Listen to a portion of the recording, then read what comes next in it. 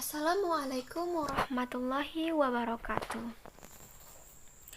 Sebelumnya, perkenalkan nama saya Cut Mutiara Dewi. Saya dari Universitas Syah Kuala, Prodi Teknik Komputer dari Fakultas Teknik. NIM saya 170411101009.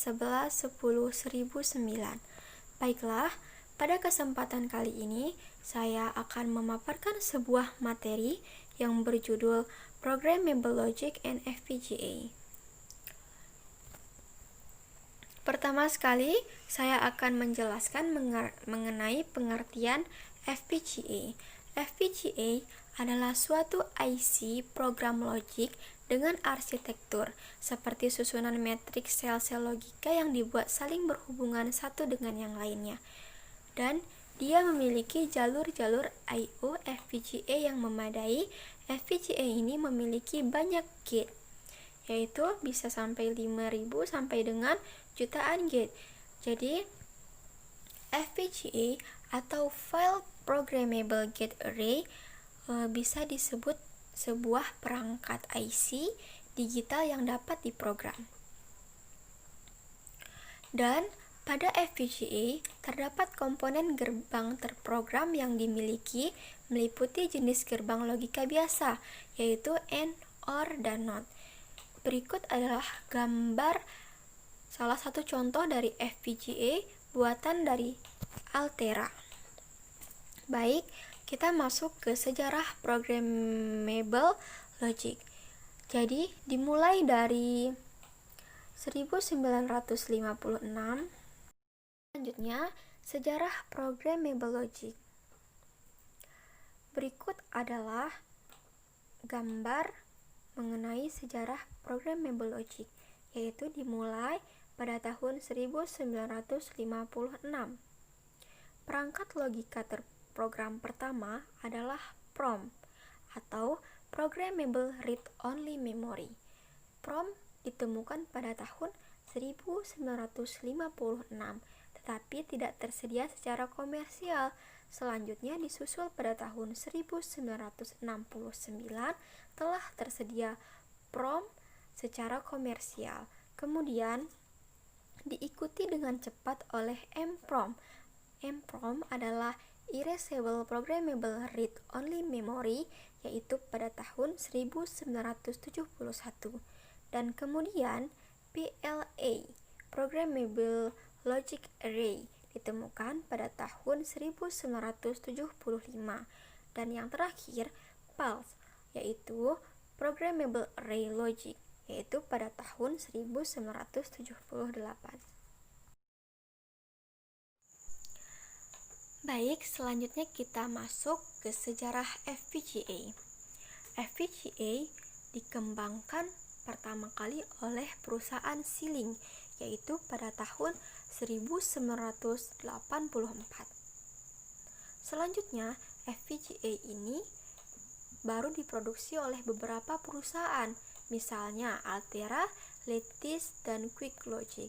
Di antara perusahaan-perusahaan tersebut, hanya dua yang mendominasi di dunia, yaitu perusahaan Siling dan Altera. Industri FPGA tumbuh dari Programmable Read Only atau PROM dan perangkat logika terprogram lainnya. Kemudian pada tahun 1980-an, Naval Service Warfare Center mendanai eksperimen yang diusulkan oleh Steve Castleman untuk mengembangkan komputer yang akan menerapkan 6.000 gerbang gate yang dapat diprogram ulang. Kemudian, pada tahun 1983, Altera didirikan dan mengirimkan perangkat logik yang dapat diprogram ulang, yaitu pada tahun 1984. Kemudian kita masuk lagi, sambung mengenai sejarah FPGA. Masih di tahun 1984, EP300 yang menampilkan jendela kuarsa dalam paket yang memungkinkan pengguna untuk menyinari lampu ultraviolet pada pewarna untuk menghapus sel EEPROM yang menahan konfigurasi perangkat. Kemudian pada tahun 1985, CEO founder Schilling, Ross Freeman, dan Bernard von der Smith menemukan gerbang array terprogram yang layak secara komersial, yaitu XC264 memiliki gerbang yang dapat diprogram dan memiliki 64 blok logika yang dapat dikonfigurasi dan memiliki 2 tabel pencarian dan 3 input. FPGA ini digunakan sebagai alat utama dalam telekomunikasi dan jaringan pada awal 1990-an. FPGA ini terdiri dari 3 elemen, yaitu wire, gate, dan register. Kemudian program logic device atau PLD mencakup PLD sederhana seperti PROM and PAL, kemudian PLD kompleks atau CPLD, kemudian FPGA dan SoC dan FPGA. FPGA bersaing dengan sirkuit terpadu khusus aplikasi atau ISIC dan produk standar khusus aplikasi atau ASSP. Kemudian kita akan bahas kembali mengenai 2 poin, yaitu ASSP dan SoC di slide selanjutnya. Ini yaitu mengenai tentang ASSP, yaitu Application Specific Standard Product. Produk sirkuit terintegrasi perangkat semikonduktor yang didedikasikan untuk pasar aplikasi tertentu dan dijual ke lebih dari satu pengguna. Dengan demikian, standar ASSP dipasarkan ke banyak pelanggan sama seperti tujuan umum produk, tetapi ke sejumlah kecil pelanggan karena ini untuk aplikasi tertentu seperti ASIC dan atau sirkuit terpadu khusus aplikasi. ASSP adalah aplikasi khusus yang dijual ke sejumlah perusahaan. ASSP umumnya menawarkan karakteristik kinerja yang sama, memiliki cetakan yang sama dengan ASIC. Baik, selanjutnya kita masuk ke CPLD arsitektur. Jadi, CPLD arsitektur adalah perangkat logika yang dapat diprogram secara kompleks. Ini merupakan contoh detail arsitektur dari CPLD. Kemudian, di dalam CPLD terdapat komponen dari PAL, yaitu macro cell, yaitu terdiri dari konfigurasi AND OR. Kemudian kita bisa lihat dari keuntungan desain CPLD, yaitu menggunakan alat pengembang HDL dan biaya kepemilikannya karena kurang perawatan, biaya pengembangan yang lebih rendah, lebih banyak pendapatan produk.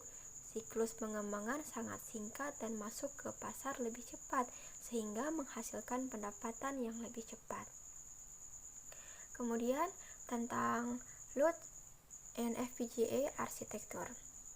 Diciptakan untuk menyediakan perangkat logika digital dengan tujuan fleksibilitas. Jadi LUT and FPGA ini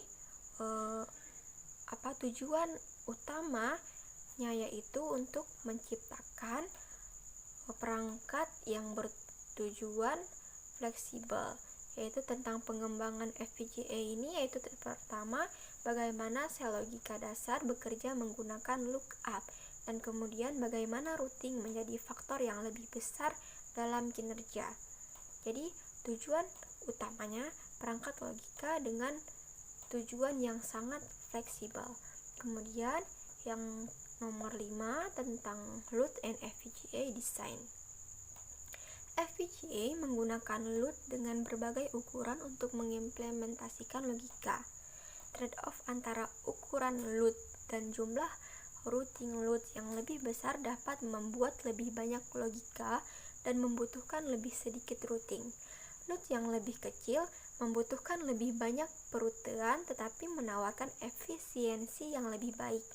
LUT dapat digunakan untuk membuat berbagai fungsi logika kombinatorial. Kemudian, designing address.